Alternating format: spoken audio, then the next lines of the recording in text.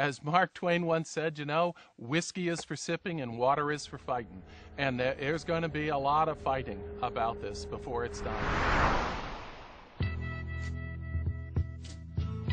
When you think about the finished product of a plastic bottle, you don't think about the process. Most of the public does not know that their plastic materials are being made in petrochemical plants. People think when they're drinking bottled water that they're getting a healthy product. They're not conditioned to think, well, maybe there's something in the plastic.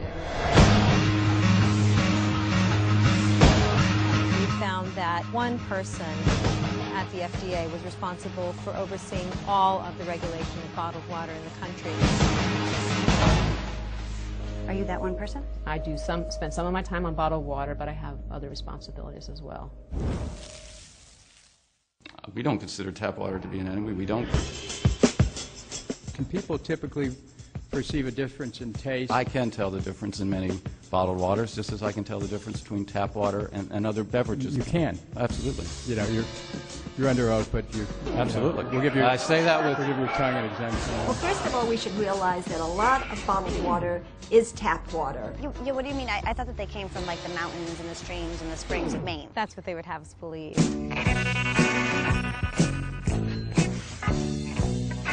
Bottled water is the greatest advertising and marketing trick of all time.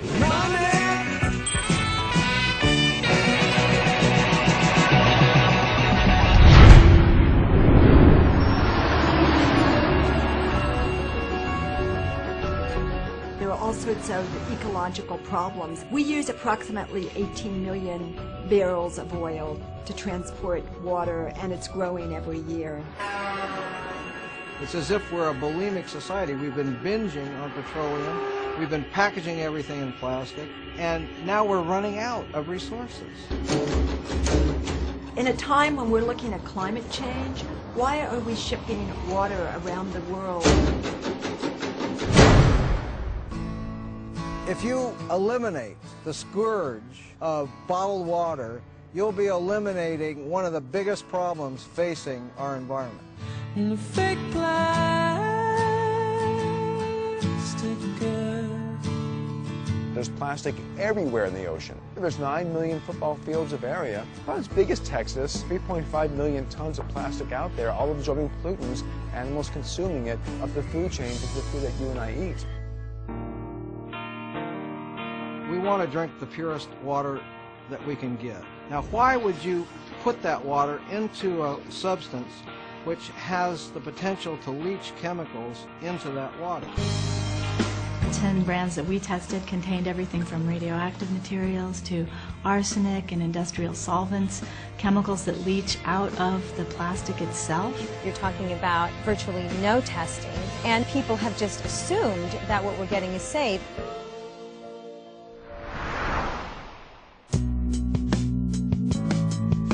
Something causes a lot of these neighbors around here to be sick.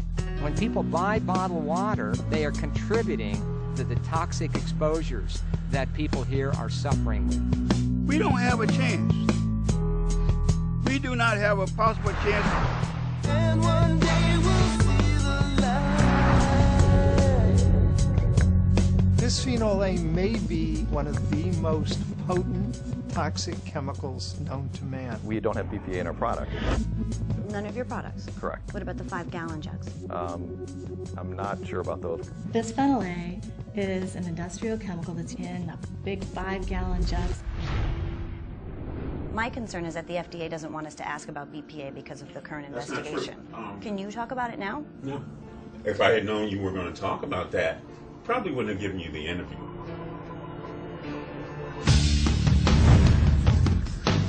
What's happening here in Freiburg is really a microcosm for what's happening all around the world. Nestle, in the 10 years that they have been operating in this community, has torn the fabulous community apart.